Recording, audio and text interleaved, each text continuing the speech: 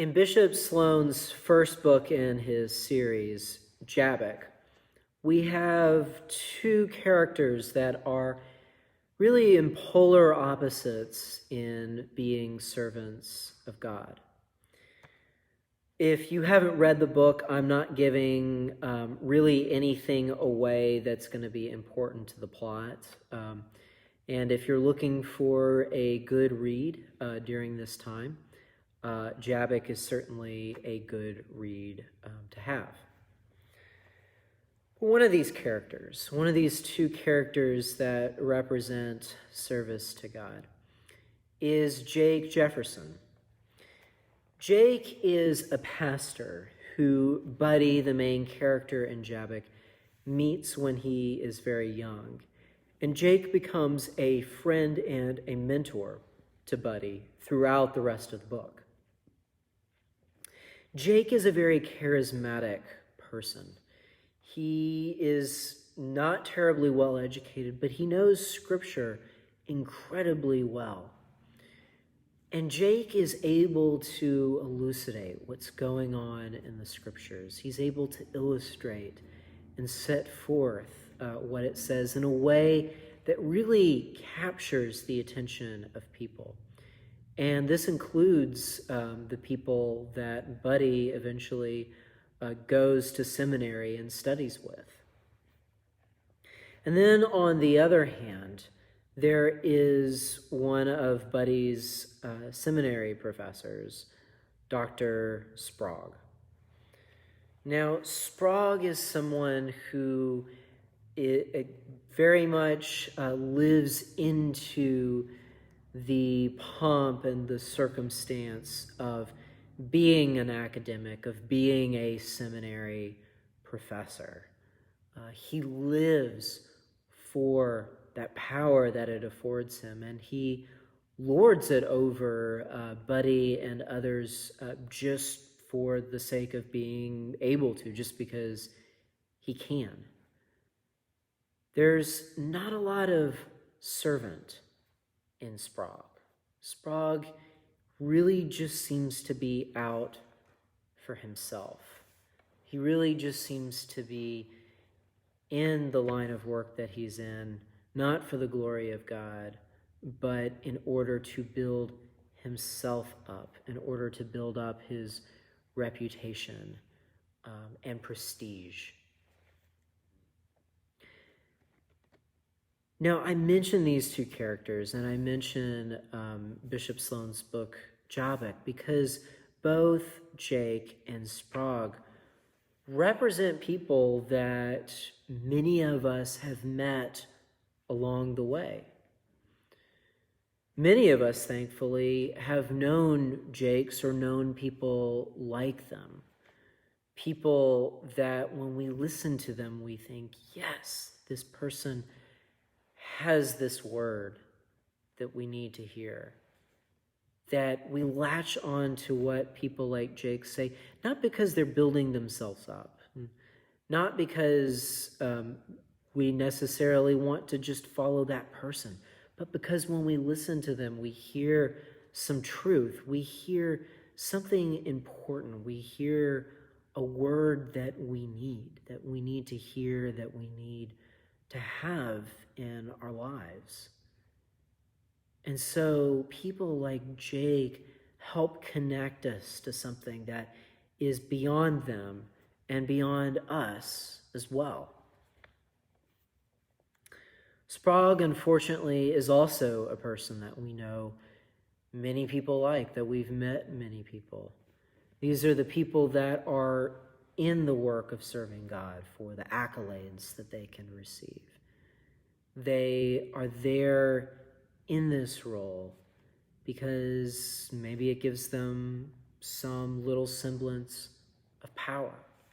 But when we stop and listen to them, what we really see isn't somebody who is a servant of God, but somebody who's in it for themselves. And so the words of people like Sprague don't really resonate with many of us. They don't really connect. We don't want to follow them because we don't hear the same truths, the same fervor that we hear from people like Jake. There may be some that do follow people like Sprague, but mostly they're the people that are also searching for this kind of power. Or maybe they're just people that haven't fully seen the reality and truth of what is going on, of what people like Sprague are really all about, at least not necessarily at first. Now, aside from giving us a sense of people in our own lives, Jake and Sprague are both helpful to us because they give us an illustration of what we hear in our gospel reading this morning. They give us a sense of the voices that Jesus tells us about. Because there are these two voices here in the gospel. There's the voice of the shepherd, and there's the voice of the thieves and the bandits. And we know from this passage that the voice of the shepherd is the one that we are supposed to listen to. So for us as sheep, how do we recognize the difference between the voice of the shepherd and the voice of the thief and bandit? How do we know when we're listening which voice it is that we are actually hearing? Well, we do that through what we hear of that voice, the voice of the shepherd, of what we hear about from our scripture today. Because the voice of the shepherd is the voice of one who isn't speaking out of any sort of gain that they could get for themselves. But those voices, that voice of the shepherd, it is a voice that speaks to us and tries to help and protect us. In our reading from Acts of the Apostles, we see this sense of help. We see the community coming together to help one another, to nurture one another.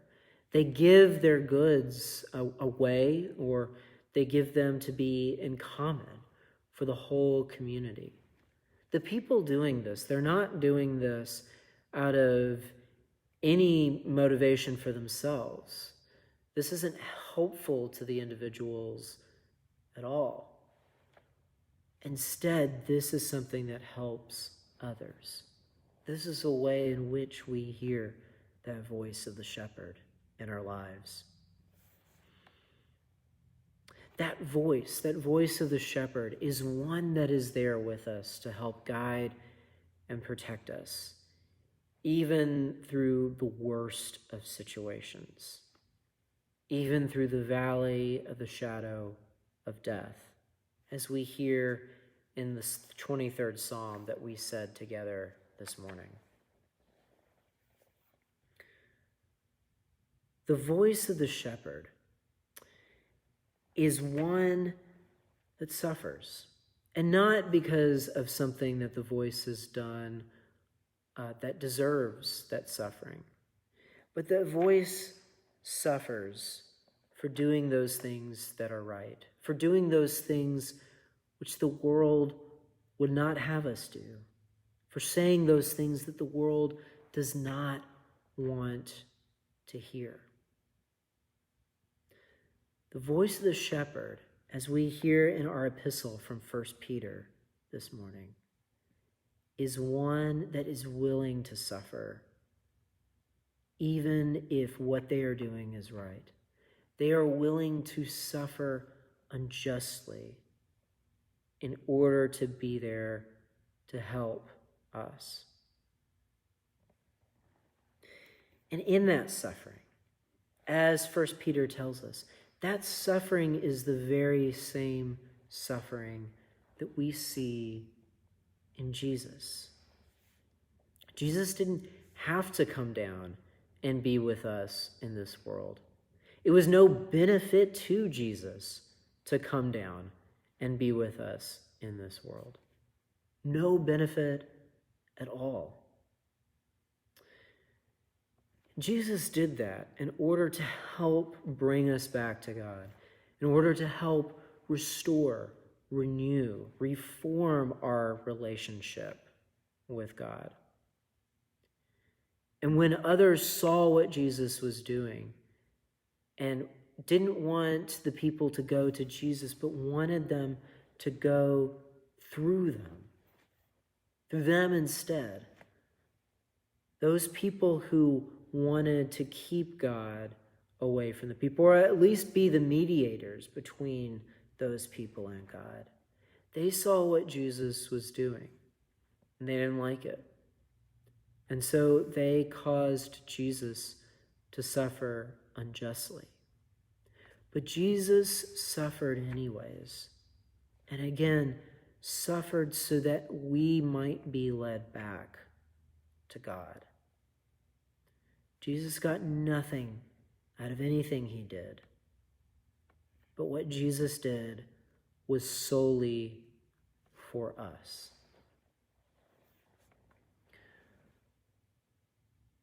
The voice of the shepherd is really that voice that points back to the one true shepherd, the good shepherd. The voice of the shepherd is the one that points us back straight to Jesus. The voice of the shepherd is the voice that speaks for Jesus. It's the voice that Jesus speaks to us through.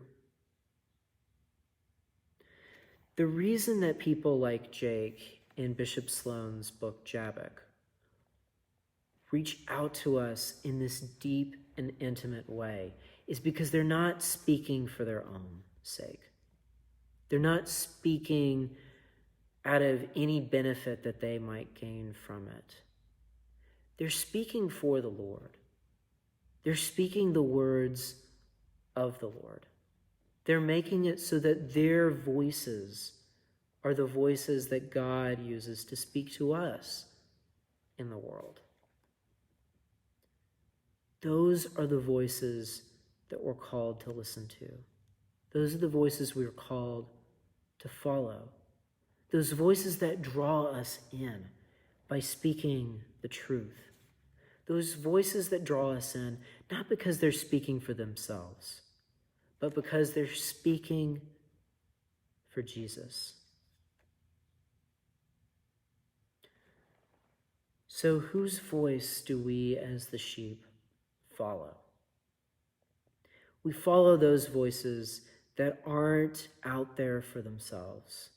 Those voices that might seem altruistic at first, but as we look under the layers, we find they're not so altruistic after all. They're speaking for themselves, not for God.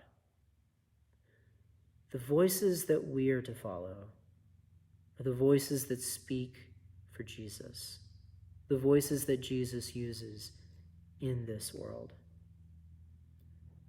So ultimately, as you are trying to figure out what voice should you listen to, the voice you listen to should ultimately be the one that says, "Don't follow me, follow Jesus."